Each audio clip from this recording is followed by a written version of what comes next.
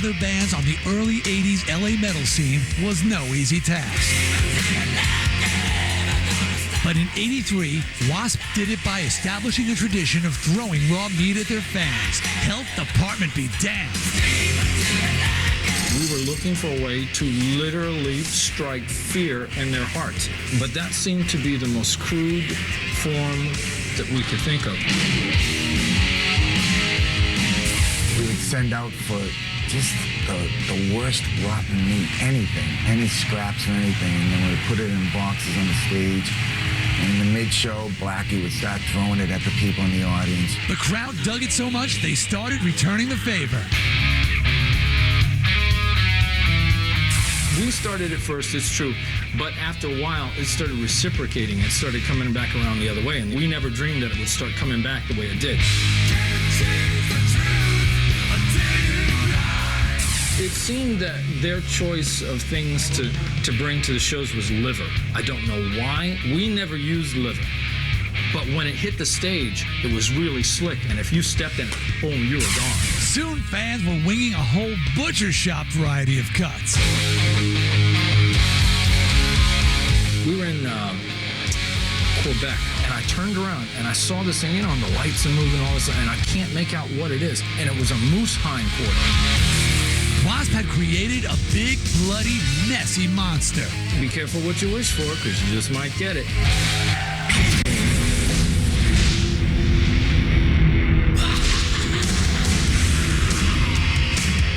Metal and red meat are two great tastes that usually go great together, but not for W.A.S.P guitarist Chris Holmes.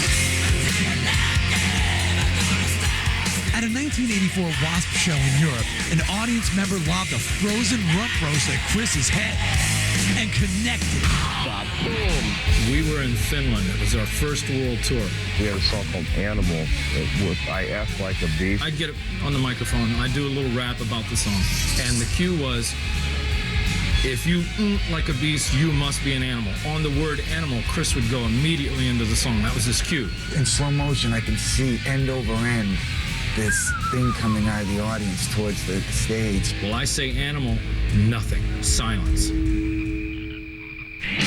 So I thought maybe something's wrong with his equipment. I turn around, he's passed out cold on the stage. This rump roast came on the stage and it hit Chris right in the head and knocked him out. And all of a sudden, the next thing I can remember, I was looking at the ceiling, and my roadie drug me off stage. The thing was about the size of a football or a basketball. So that's like getting hit with about a 50-pound rock. He got up and he did the song, but he said he never felt it. I'm not saying it was me that threw the rump roast at Chris Holmes during the W.A.S.P concert, but I do have a motive. When I was 16, I met W.A.S.P. I went up to Chris Holmes and I said, can I have your autograph? And he goes, grow some And now I'm out of shape. I kind of have boobs.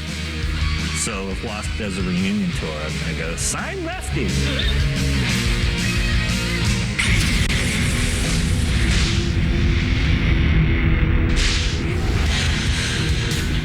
Turned phallic symbolism into a true art form. I used to work in a special effects house and came up with a lot of the special effects.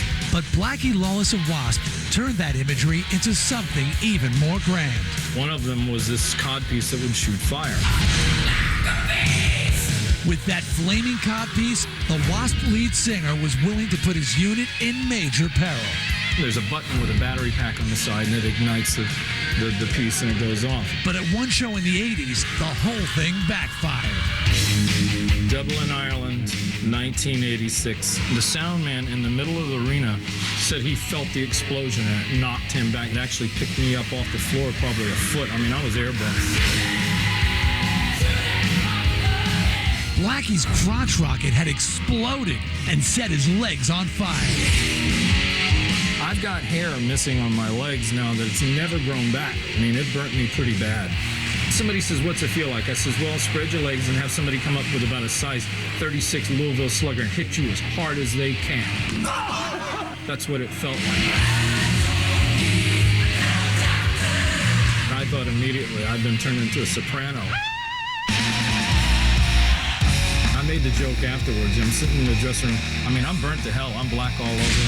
I looked around at everybody. I said, you know what? If we wrote better songs, we wouldn't have to do crap like this.